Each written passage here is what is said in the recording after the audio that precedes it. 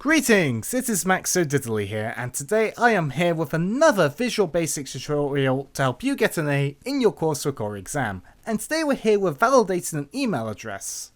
And before we start, I just want to say, we're checking if an email address is of a valid format and could exist, not that it does exist.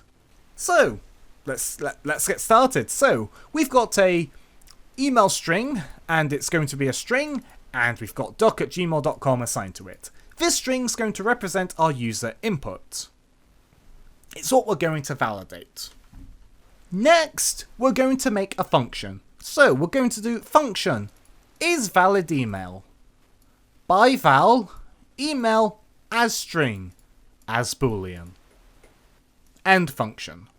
So what does this mean? Well, it's a function, so it's going to return a value to wherever it's called. In this case, it's going to be a boolean, as we've put as boolean at the end. And inside, we're going to have a parameter, something we're going to pass into the function when we call it. In this case, it's going to be an email. It's going to be by value and not by reference.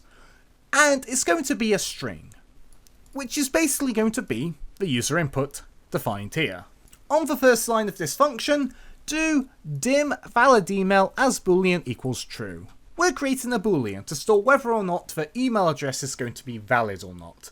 And by default, we're going to set it to true because the next line of code is going to determine whether or not the email address is valid or not. And we want a boolean so then we can use that to return a value to where the function is called.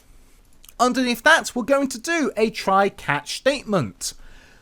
Try some code. If something goes wrong, don't crash the program, but execute what's in the catch statement, then carry on.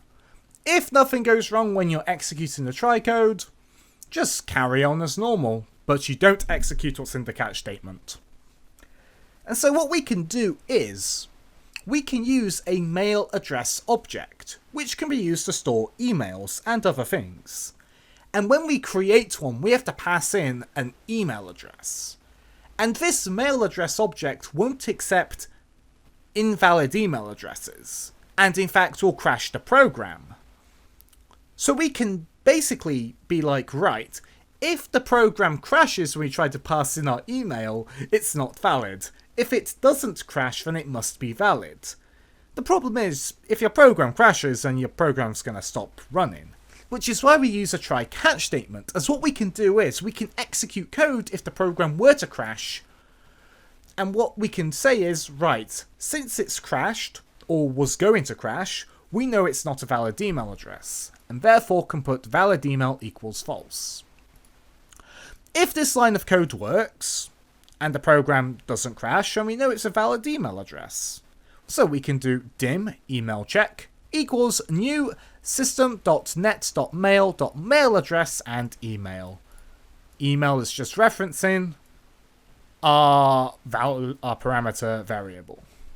After that, we're going to do return valid email. This is returning our boolean, which can be true or false. True means the email address is valid. False means it's invalid. In our main method, or subroutine, whatever you want to call it, do console.writeLine is valid email string. And what we're doing here is we're just calling our isValidEmail function, we're passing in the email string, and we're just going to print the true or false that will appear when we call this function. And that's it for this tutorial, so let's hit play to see it in action. As you can see, it's printed a true, because doc@gmail.com is a valid email address. But let's just put duck. As you can see, it's an invalid email address as, well, it doesn't have the @ symbol or the domain. And that's it for this tutorial. Be sure to leave a like and a comment if you enjoyed. If it was of any help, please share it with your friends who might be struggling with Visual Basic. And thanks for being a great audience. I'll see you next time. Adios.